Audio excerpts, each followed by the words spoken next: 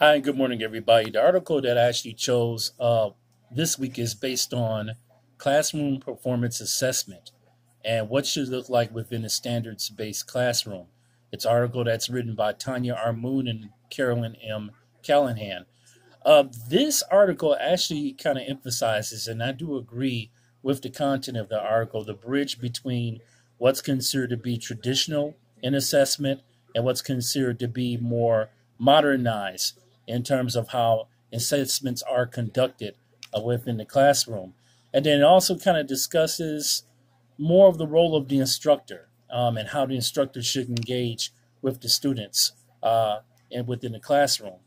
So, new accountability, just kind of break down the article a little bit here. It talks about new accountability systems and how they need to include increased emphasis on the importance of student assessment and also an interest in integrating the processes of teaching, learning, and assessment. Again, what I just mentioned a little bit earlier, what is it going to take in order to transition fully from the way that assessments were done traditionally in terms of being more modern and also maybe even incorporating technology within the application of the assessments within the classroom.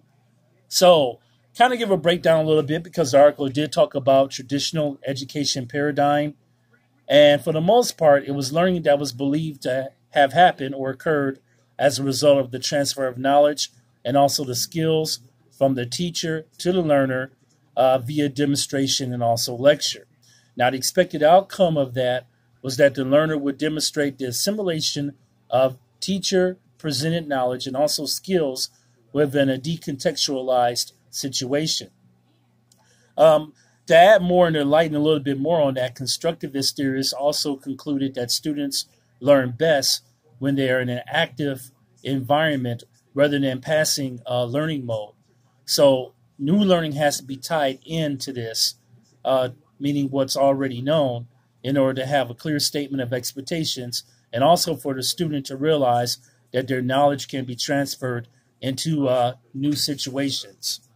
So the performance assessments were put in perspective, and also some unique elements were brought out within this article as well too.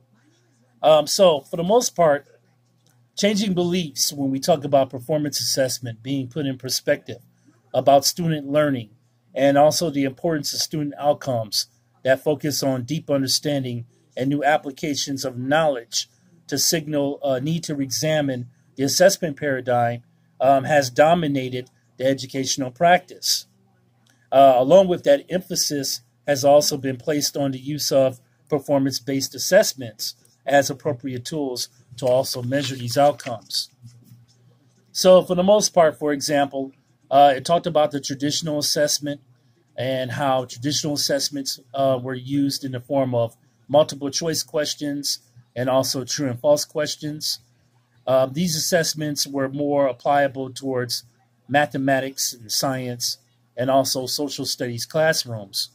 And also other traditional models, such as book reports and essays, were widely used within the language arts as well as within social studies.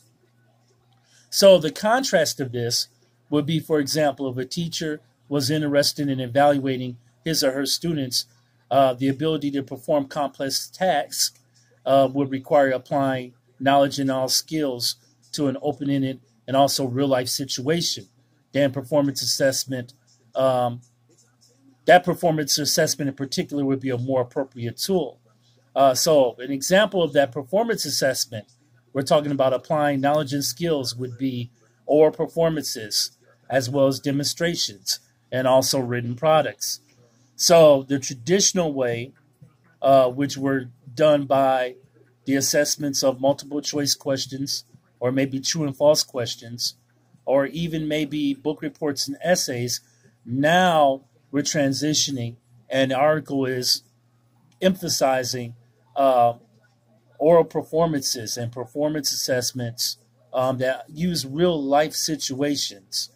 And I really do believe that that's quite effective, where the student can take a real life situation and actually apply that within the classroom. And to me, that's an example of more modernized assessment. So, some unique elements of performance assessment would require students to compose essays that merely recall facts from lectures or textbook assignments.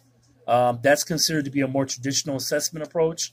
And teachers may require learners to write essays from the perspective of a historian, a sociologist, a psychologist, or a policy analyst. Again, we're looking at real world professions that are being incorporated within the classroom and they're being connected with the actual subject matter.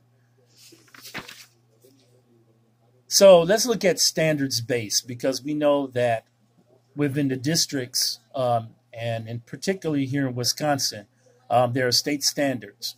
And within every district here within the state of Wisconsin for schools, those districts have to comply with the state-based standards. And that does have an impact on the assessments. And the article did actually mention that. So the set of standards are either approved or they're presented to teachers as benchmarks for student achievement. And they quickly come to represent the core of content that is considered central within the discipline. So performance assessments also are built on the belief that curriculum, as well as instruction and assessment, are intricately intertwined, and also focusing on what students need to know and understand and be able to do. Teachers will be more aware in terms of what to teach. And again, that does heavily fall upon the standards that are set by the state, which the district has to remain in compliance with. So the differentiation of instruction is also important when it comes to performance assessment. Students at a given grade level, for example, can and should be challenged to achieve their standards. It depends on what grade level that they are. Relatively speaking, the higher grade level, the higher the requirements may be, or the more complex the performance assessment may be in terms of the instruction that's given.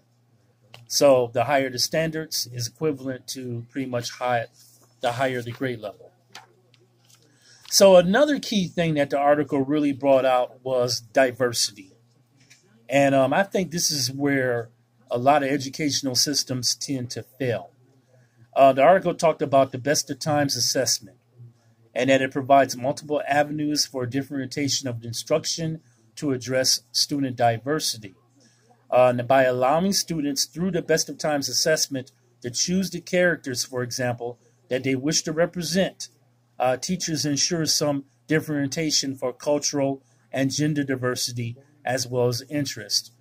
I think that the instructor, their responsibility is not to become or culturally biased, and hopefully they're never culturally biased, considering, the diverse ethnic backgrounds that you'll probably have within the classroom when it comes to students.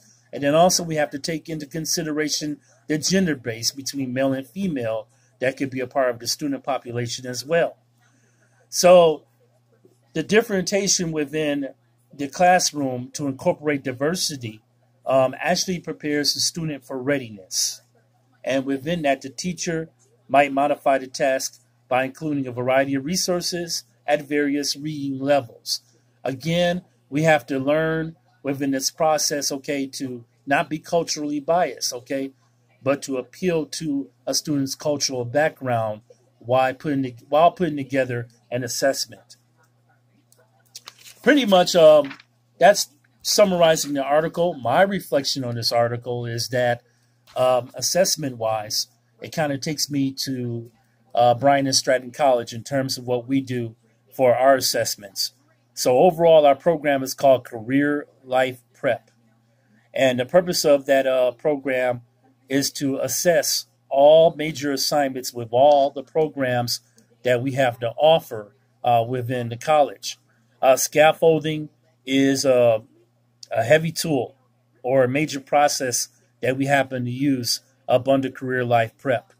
The main purpose of it, was for a retention purpose, which I'm not going to get into because this video is all about assessment. But for the outcomes of looking at the performance assessments and maybe even reevaluating the performance assessments, that's the reason why 3 years ago we incorporated the Career Life Prep into the college. And that's actually applicable in all markets throughout the country for Bryan and Stratton College. Okay, so that pretty much does it, everybody. I want everyone to have a great weekend. Talk to you later.